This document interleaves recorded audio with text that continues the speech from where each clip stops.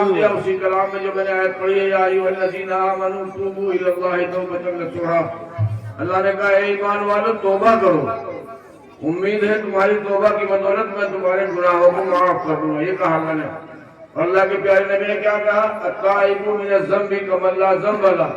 जिसने अल्लाह के सामने सच्ची पक्की तौबा कर ली, वो ऐसा हो गया जैसे आज ही अपनी माँ के पेट से पैदा हुआ हो। जहाँ पे ये बुखारा समरकंद काशगंज है, वहाँ पे एक शख्स रहते थे, उनका नाम था हबीब अजमी। उनका क्या नाम था? हबीब अजमी नाम था उनका। लेकिन बहुत मालदार थे उस जमाने में, अपने शहर के अंदर बहुत मालदार थे। लेकिन काम क्या करता कि सूद का काम करते थे। काम ये था कि सूद का काम करते थे, ब्याज लेते थे। सूद हमारे मजहब में हराम है, सूद हमारे मजहब में हराम है, लेकिन वो सूद का काम करते थे। उनकी बीवी जो है, उनकी बीवी बार बार कहती थी कि आप जो है गलत कर रहे हैं। एक रोज का वाकया है कि हबीब अजमी अपना सूद उठाने के लिए गए। जैसे मंडी वाले सुबह सब्जी बेचते हैं, फल बेचते हैं, और शाम को उनका आदमी पैसे ले जाता है, ऐसे खुद जाते थे सूद लेने के लिए। जब महीना हो जाता था, अगर कोई वक्त पे महीने के टाइम पे खत्म होने पे उनको पैसे नहीं देता था, तो उनका ये वो दस्तूर था, उन्होंने अपना अमल बनाया था कि उसको मेरा और मेरे बच्चों का खाना देना पड़ेगा उस रोज का। हबीब अजमी जो है एक आदमी के घर पे गए और जाके दस्तक दी और कहा कि मैं हबीब अजमी हूँ। तो सारे कौन हो? मैं हबीब अजमी हूँ। तो क्या इसलिए आए हो? कि मेरा तुम्हारे ऊपर कर्जा है और सूद इतना बैठ गया, इतना खाया आखिरकारी है। उस औरत ने कहा कि हमारे जो शोहर है वो सुबह नमाज पढ़ के चले गए थे बाहर, और वो अब तक कहा नहीं हमारे तो फाका है। कहा कुछ तो होगा, सूद खोल की एक खबिश होती है, हल में मजीद और लाओ और लाओ। तो उस बीवी ने कहा कि हमारे घर में जो है सिर्फ सुबह वो आए थे, बकरे की सीढ़ी और पाए रख के गए थे, और दूध के पास चले गए कमाने खाने के लिए। अब तो आए नहीं, अब मेरे पास तो कुछ है नहीं, तो कुछ दे नहीं सकती। उसने कहा तो वही दो हमें, बकरे की सीढ़ी पाई दो हमें। उस औरत ने पर्दे की हालत में दरवाजे के पीछे पकड़ा दिया। हबीब अजमी सीढ़ी पाई को लेकर घर गए, अपनी बीवी से कहा कि इसके पकाओ। उनकी बीवी ने, इस जमाने में तो हंडी है, कुकर है, क्या क्या है उस जमाने में जो होगा, उन्होंने पकाने रख दिया। जब पकाने के लिए रख दिया तो पक गया, सालन बन के तैयार हो गया। तो बीवी ने कहा खा लीजिएगा। तो दस्तरखान बिछाया और कहा उतार के लाओ। जब बीवी उतारने गई तो हंडी में से, तो उसमें गोश्त गायब, पत्थर हाजिर है, पत्थर का टुकड़ा रखा हुआ। बीवी ने कहा देखो हम जो, मैं तुम्हें बार बार कहती हूँ, मैं तुम्हें बार बार कहती हूँ कि सूद मत लिया करो, सूद हराम है। देखो आज अल्लाह ने हमें नजारा ही दिखा दिया और बीवी से लानतान हो गई। आज भी हाल है कि अगर किसी की बीवी से लानतान हो जाए तो घर से बाहर को निकल के चल देता है। आता तो यह किताबों में कि भाई पानी पी ले या लेट जाए, सुन्नत ये लेट जाए अगर गुस्सा है किसी को, लेकिन वो बाहर को निकल के चल गए। जब बाहर को निकल के गए अपने घर से, तो ऐसे ही कोई मैदान था, उस मैदान में कुछ बच्चे खेल रहे थे। कोई गिल्ली से खेल रहा था, कोई गेंद से खेल रहा, कोई संदान से खेल रहा। तो बच्चों ने शोर मचाना शुरू कर दिया और कहा अरे भागो भागो भागो, हबीब अजमी आ रहे सूदखोर, अगर हमारे ऊपर इनका साया पड़ गया तो हम दोज़खी हो जाएंगे। किसने कहा? बच्चों ने कहा। किसने कहलाया? अल्लाह ने कहलाया। अल्लाह चाहे इस पिलर को बुला दे, जिससे जो चाहे ताकत वाले करें। तो उन बच्चों ने कहा भागो भागो भागो, हबीब अजमी आ रहे सूदखोर, अगर इनका साया हमारे ऊपर पड़ गया तो हम दोज़खी हो जाएंगे। तो एक तो बीवी से लानतान हुई, दूसरे रास्ते में बच्चों ने कह दिया, तो बड़ी दिल में नदामत पैदा हुई, नादिम हुई और दिल ने गवाही दी कि चलो इस जमाने के जो बुजुर्ग हैं, उस जमाने के बुजुर्ग बहुत बड़े बुजुर्ग ख्वाजा हसन बसरी रहमतुल्लाह अलैह, उनकी मजलिस लगती थी वहाँ पे। तो बसरा का ये वाक़या है, वहाँ पे बहुत सारे लोग बैठे हुए थे। अभी तो हजरत नमाज की, रोजे की, ज़कात की बातें कर रहे थे, अभी सूद की बातें कर रहे हैं। कौन? ख्वाजा हसन बसरी रहमतुल्लाह अलैह। कहा ऐसे लोगों को हमारी मजलिस में आने का हक नहीं है जो सूदखोर हो, लोगों का माल चूस के, लोगों का खून चूस के पैसे इकट्ठे करते हो।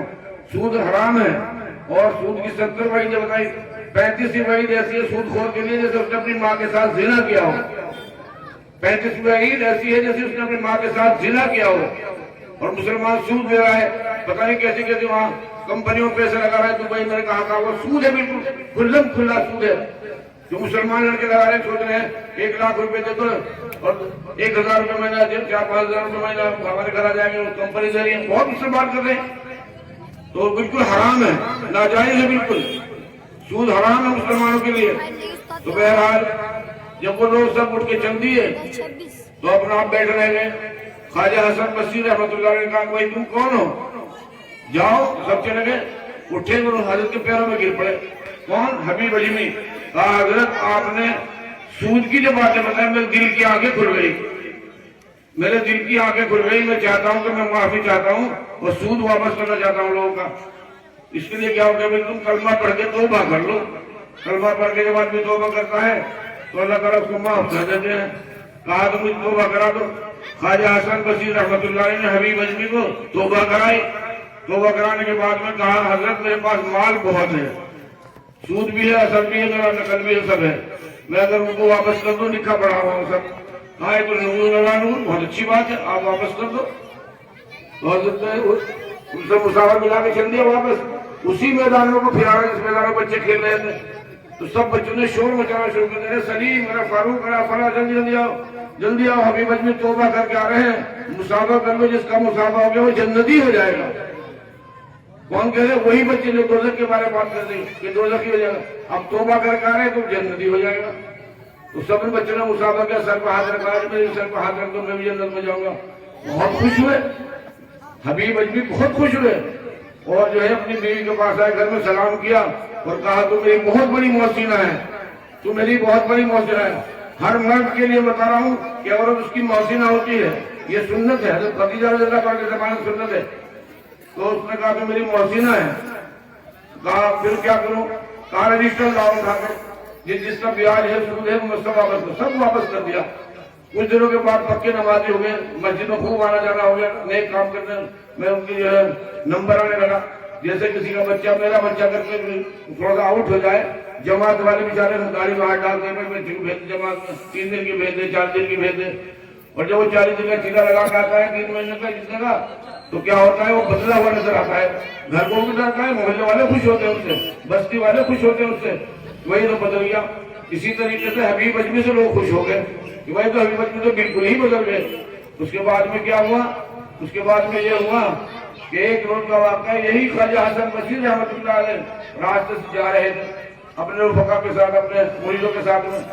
عشاء کی نماز کھڑی ہوئی تھی مسجد میں, مسجد کے نیچے کہا مسجد حضرت نماز پڑھنے کے, پڑھ لو سب لے لو, سب بابا میں نماز کی نیت باندھ لی.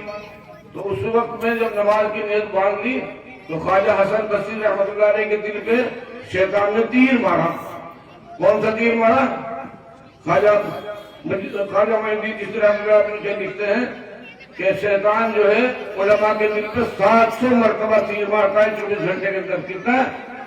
700 مرتبہ. اور ہمارے تمہارے دل کے 60 مرتبہ کوئی. تو وہ تو عالم سے بڑے اللہ والے کتنا بڑا تیر مارا ہوگا. کیا تیر مارا؟ تیر یہ مارا کہ ارے آج تم اس کے پیچھے نماز پڑھ رہے ہو حبیب اجمی کے. کیونکہ حبیب اجمی کو لوگوں نے اپنا امام بنا لیا تھا, امام مسجد چلے گئے تھے مندر کے لیے. تو حبیب اجمی نماز پڑھا رہے تھے. تو کہا ارے یہ تو وہی حبیب اجمی ہے جس کو تم نے توبہ کرائی ہے کہ نماز پڑھانے کے مسلم پہ اس کے پیچھے نمازی نہیں ہونی. یہ تیر مارا شیطان نے. تو خواجہ حسن بصری رحمۃ اللہ نے نیت توڑ کے اور اپنے فیصلہ کہا چلو بھائی آگے پڑھ کے نماز چلو. جو لوگ ساتھ تھے وہ سب نے نیت توڑی, نماز آگے پڑھ جا کے. جب خواجہ حسن بصری رحمۃ اللہ علیہ تہجد میں دعا مانگ رہے تھے, کیا دعا مانگ رہے تھے کہ اللہ اپنا قرب نصیب فرما دو, اللہ اپنا قرب نصیب فرما دو, اللہ اپنا قرب نصیب فرما دو. تو غیب سے ندا آئی, آواز آئی کہ کیا کہا کہ حسن بصری ہم تو آج ہی اپنا قرب تمہیں دینے کو تیار تھے اگر تم حبیب اجمی کے پیچھے عشاء کی نماز ادا کر لیتا. تو اس چیز کا نام ہے توبہ. جب آدمی توبہ کر لیتا ہے سچی پکی, تو اللہ کے نبی نے کہا تائب من ذنبکم اللہ ذنب. جس نے اللہ کے سامنے سچی پکی توبہ کی وہ ایسا ہو گیا جیسا آج اپنی ماں کے پیٹ سے پیدا ہوا ہو. تو بھائی یہ مسجد بننی اللہ کا گھر ہے. آج ہمیں چندہ کر رہے ہیں اس کے لیے, گلی بڑھ کے تیار ہو جائے گی, ہم لوگ سب نماز پڑھیں گے. آپ اس میں قوم کو اگر کوئی اپنا گھر ہی بناتا ہے اس میں آدمی چھپتا ہے، مسجد اللہ کا وہ گھر جس میں آدمی عبادت کرتا ہے، اللہ کو یاد کرتا ہے، تو اس میں زیادہ سے زیادہ زندگی دینے کی کوشش کرنی چاہیے۔ اب تو جو صاحب نے کیا ہے تو ہو گیا، لیکن آئندہ جب اس میں چنائی شروع ہو جائے تو بھائی اس میں خوب مدد کرنا اور کرانا، اس میں خوب مدد کرنا اور کرانا۔ انما یعمر مساجد اللہ من آمن باللہ، یہ قرآن کی آیت ہے اس کے بارے میں۔ تو بھائی دعا ہے کہ اللہ تعالیٰ اس مسجد کو جلد جلد تعمیر فرما دے، اس میں لوگ نماز پڑھیں، اللہ کو یاد کریں، اللہ کے سامنے سجدہ کریں، رکوع کریں اور اللہ کی حمد و ثنا بیان کریں۔ اسی کے ساتھ میں اپنی بات ختم کرتا ہوں۔ آخر دعوانا الحمدللہ رب العالمین۔